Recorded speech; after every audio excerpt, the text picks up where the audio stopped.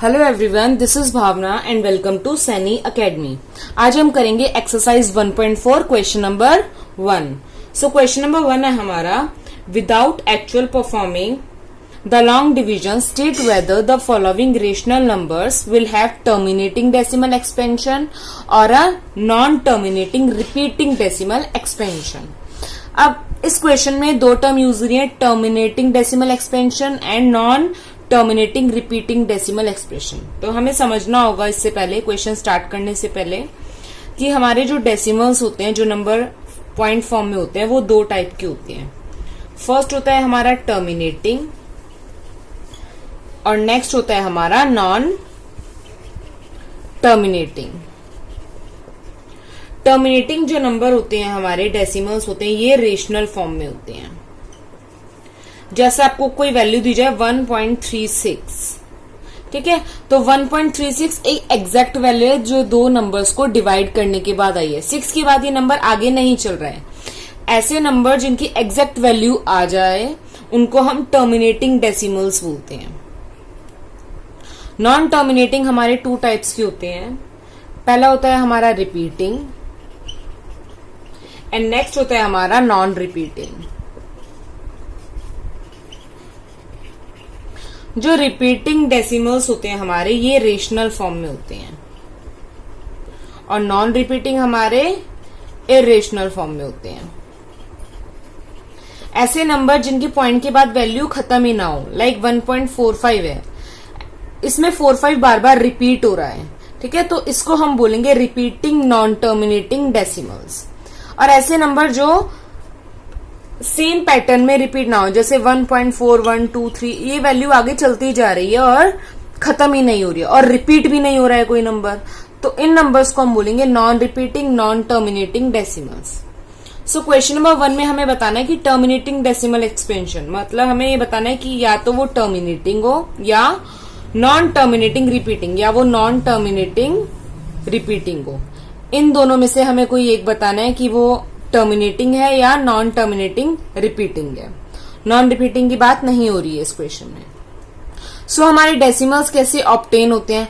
कभी भी कोई भी नंबर जैसे 4/5 है, इसके डेसिमल कैसे ऑब्टेन होंगे? इसको मैं डिवाइड करूंगी तभी होंगे, 0.8 आएगा।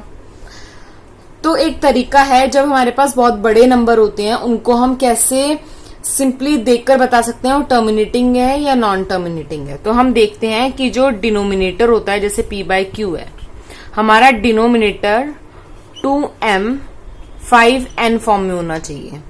अगर डिनोमिनेटर 2m 5n फॉर्म में है तो वो टर्मिनेटिंग होगा, और 2m 5n फॉर्म में अगर नहीं होता तो उसको हम बोलेंगे non terminating non repeating decimals.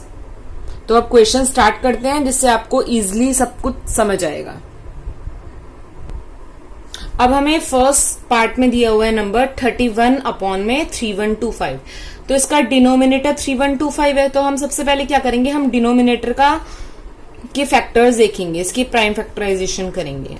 अगर 3125 किससे जाएगा? 5 से जाएगा। कितने पे जाएगा ये?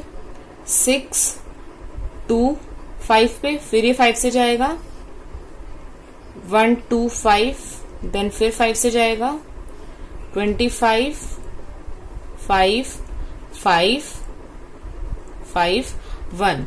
सो 3125 जो है उसके फैक्टर कितने हैं? 5 की पावर 5 हम लिख सकते हैं। 5 1 2 3 4 5 टाइम्स मल्टीप्लाई हो रहा है ना, सो हम 5 की पावर 5 लिख सकते हैं।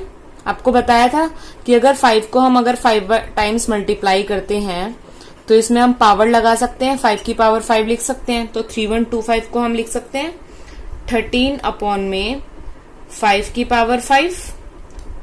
ऐसे ही अगर किसी नंबर की पावर 0 होती है तो इसका मतलब उसका आंसर क्या होता है? 1 होता है। तो हम 2 की पावर 0 भी लिख सकते हैं साथ में, क्योंकि 1 आ जाएगा और 1 को अगर इससे मल्टीप्लाई करेंगे तो 3125 ही आएगा। सो हमने 2 की पावर लगा दी 0। तो इस केस में अब देखो, जो हमारा डिनोमिनेटर है वो 2m 5n फॉर्म में है। जिसका भी डिनोमिनेटर 2m 5n फॉर्म में होता है उसको हम टर्मिनेटिंग डेसिमल एक्सपेंशन बोलते हैं। तो ये भी टर्मिनेटिंग डेसिमल एक्सपेंशन हुआ। इसके लिए अब हम लिखेंगे hair denominator 3125 is in the form of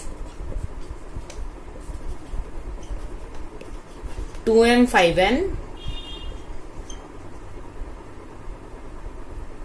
where m and n are non negative integers. अब जो m है और n है, m क्या है हमारा 0 और n क्या है हमारा 5, तो m और n की जो वैल्यू है वो पॉजिटिव है, तो इसको हम नॉन नेगेटिव बोलेंगे कि नेगेटिव तो है नहीं। सो m and n are non negative integers. Therefore 13/3125 is terminating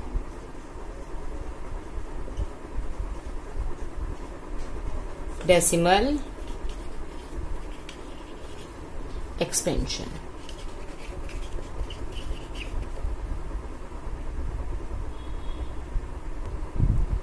next part है हमारा 17/8। तो हमारा डिनोमिनेटर 8 है, हम 8 के फैक्टर्स देखेंगे क्या होंगे। तो 8 का अगर हम फैक्टर देखेंगे तो आएगा 2, फिर जाएगा 4 2 1, तो इसको हम 2 की पावर 3 लिख सकते हैं, 2 3 टाइम्स है। सो 17/8 की प्लेस पे 8 की प्लेस पे हमने लिख दिया 2 की पावर 3, और साथ में हम 5 की पावर 0 लिख सकते हैं, क्योंकि 5 की पावर अगर 0 होगी तो 1 ही आएगा। 1 किसी भी नंबर से मल्टीप्लाई होता है तो वो नंबर ही आंसर होता है। सो हमारा डिनोमिनेटर अब 2m 5n फॉर्म में आ गया है। Here the denominator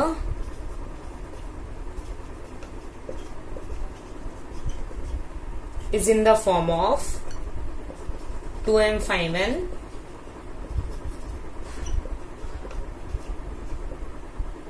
where m and n, अब जो m की वैल्यू है और n की वैल्यू है वो नेगेटिव तो है नहीं, are non negative integers.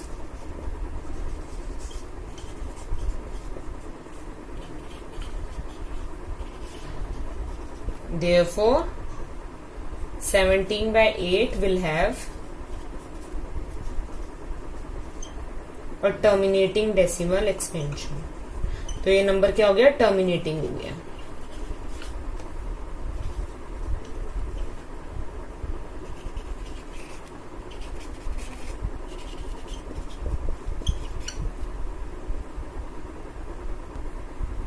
Next value है हमारी 64/455। तो इसमें हम डिनोमिनेटर के फैक्टर्स देखेंगे, इसके प्राइम फैक्टर्स देखते हैं। तो ये पहले 5 से जाएगा, आएगा 9 1, उसके बाद ये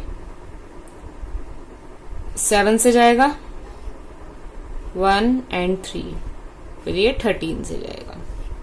सो 455 की प्लेस में हम ये नंबर्स लिख सकते हैं, क्योंकि इनको मल्टीप्लाई करने पे यही आएगा, जाएगा 5 multiply by 7 multiply by 13।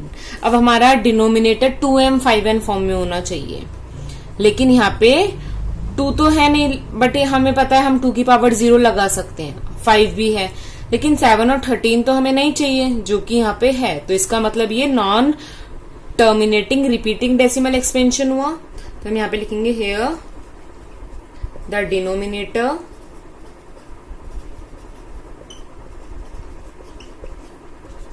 is in the form of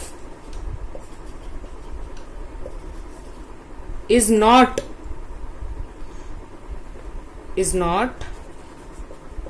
in the form of 2m 5n। therefore 64/455 will have a non-terminating repeating decimal expansion।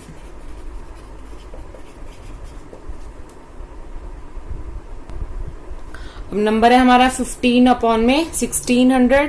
तो हम इसका के फैक्टर्स करेंगे, ये जाएगा हमारा 2 से 800 2 400, फिर 2 से जाएगा 200, 2 से जाएगा 100, फिर 2 से जाएगा 50 25 5 5 5 1।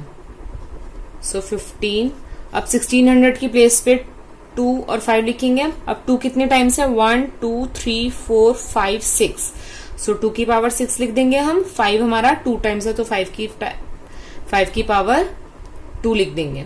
सो हमारा जो डिनोमिनेटर है वो 2m 5n फॉर्म में है, इसका मतलब ये टर्मिनेटिंग डेसिमल एक्सपेंशन हुआ। हम लिखेंगे here the denominator is in the form of 2m 5n, so where m and n are non-negative integers, non negative की प्लेस पे आप पॉजिटिव भी लिख सकते हो, एक ही बात है। therefore 15 upon में 1600 is will have terminating decimal expansion।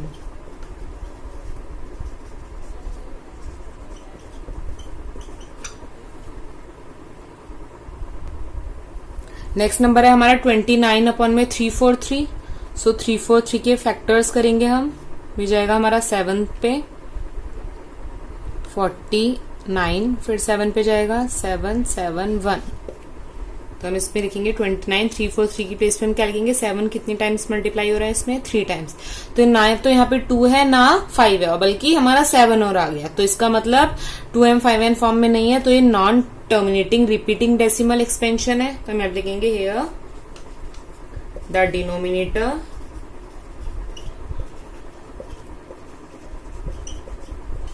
is not in the form of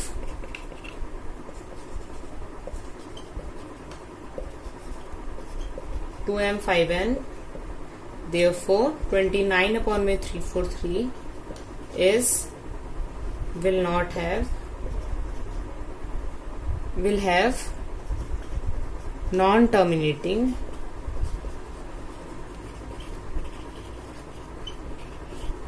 repeating decimal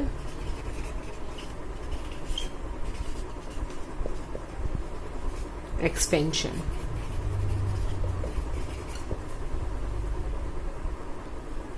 next part में हमें डिनोमिनेटर 2m 5n फॉर्म में ही गिवन है, हमें इसके फैक्टर्स निकालने की तो जरूरत नहीं है, तो हम यहाँ पे डायरेक्टली लिख देंगे here the denominator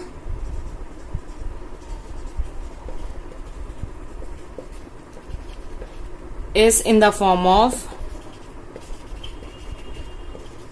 2m 5n where m and n are non-negative integers,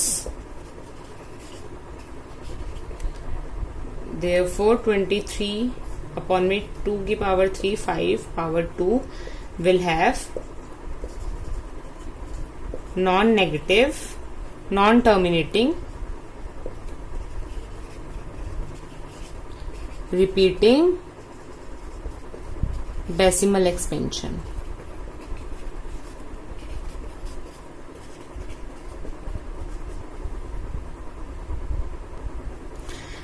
seventh part है हमारा 129 अपॉन 2 पावर 2 5 पावर 7 7 पावर 5। अब हमारे तो डिनोमिनेटर 2m 5n फॉर्म में होना चाहिए जो है, बट इसमें 7 भी एक नंबर आ गया, 7 तो नहीं होना चाहिए, तो 7 एक नंबर है, इस वजह से ये non terminating repeating decimal expansion हुआ, इसलिए हम लिखेंगे here the denominator is not in the form of 2m 5n, so 129 upon में 2 power 2 5 7 7 5 will have non terminating repeating decimal expansion. Next part है हमारा 6 अपॉन में 15, तो हम 15 के फैक्टर्स करेंगे। 15 के फैक्टर्स कहेंगे 5 से जाएगा 3 से जाएगा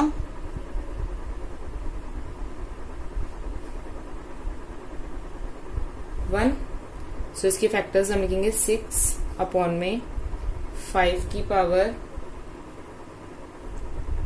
1 3 की पावर 1। अगर हम इसमें 6 के भी फैक्टर्स करते हैं तो 6 के फैक्टर्स अगर हम करेंगे तो आएगा 2 3 3 1। सो 6 को भी हम लिख सकते हैं 2 मल्टीप्लाई बाय 3 और नीचे लिख देते हैं 5 मल्टीप्लाई बाय 3। तो अब देखो यहाँ पे भी 3 है, यहाँ पे भी 3 है, तो 3 से 3 हम कट कर सकते हैं न्यूमरेटर से डिनोमिनेटर में। सो वैल्यू क्या आ गई है 2, नीचे आ गया 5। अब डिनोमिनेटर तो हमारा 5 है, अब 2 और चाहिए तो हम यहाँ पे लिख सकते हैं 2 की पावर 0। इससे हमारा डिनोमिनेटर 2m 5n फॉर्म में आ गया है। सो हम यहाँ पे लिखेंगे here the denominator is in the form of 2m 5n where m and n are non-negative integers.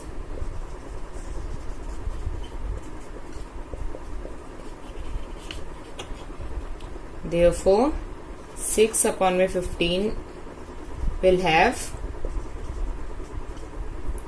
terminating decimal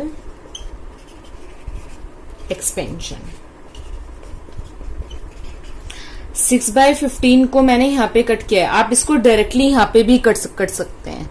जैसे 6/15 है, ये 3 के टेबल से कट होगा तो आ जाएगा हमारा 2/5।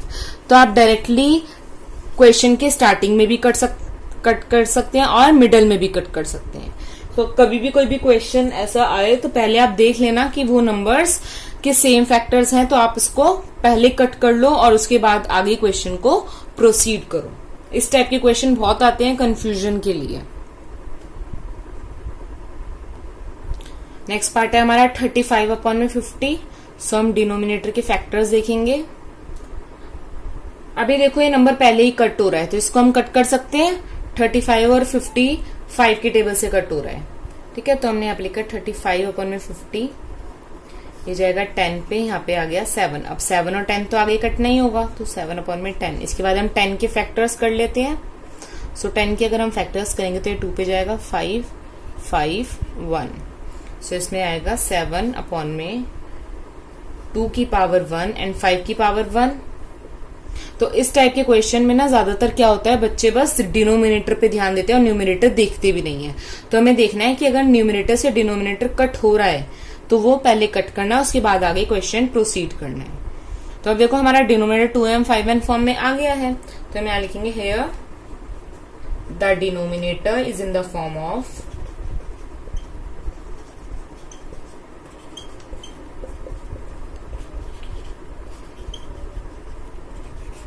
2m 5n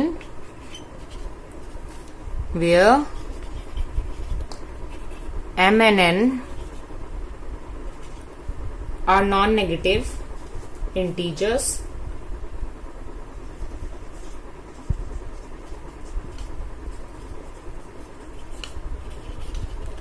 therefore 35/50 will have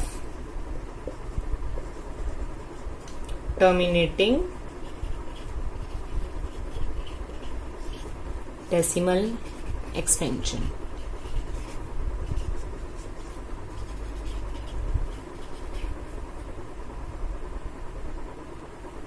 last part है हमारा 77/210। अब पहले हमें देखना है नंबर आपस में कट हो रहे हैं तो ये 7 के टेबल से कट होंगे। सो 77/210, 7 के टेबल से यहाँ पे आएगा 11, यहाँ पे आ जाएगा हमारा 30। अब 11 और 30 तो कट नहीं हो रहे हैं, सो हमारा डिनोमिनेटर 30 है, हम 30 के फैक्टर्स निकालेंगे। ये जाएगा हमारा 5 पे 6, 2 पे 3 3 1। सो 11 में हमें आप लिख सकते हैं 5 मल्टीप्लाई 2 मल्टीप्लाई बाय 3। सो अब देखो डिनोमिनेटर हमारा 2m 5n फॉर्म में है, बट यहाँ पे 3 भी है जो नहीं होना चाहिए था। इसका मतलब ये non terminating repeating decimal expansion हुआ। तो हम यहाँ पे लिखेंगे here the denominator is not in the form of